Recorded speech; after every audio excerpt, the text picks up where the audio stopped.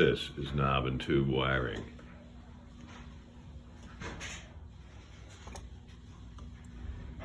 Hard to see here. We'll go upstairs and take a look at it. It's been tied on to attach the new switches. This is knob and tube also.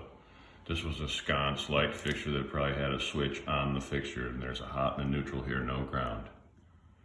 This is knob and tube that some Yahoo tied Greenfield onto and added an outlet that doesn't have a ground.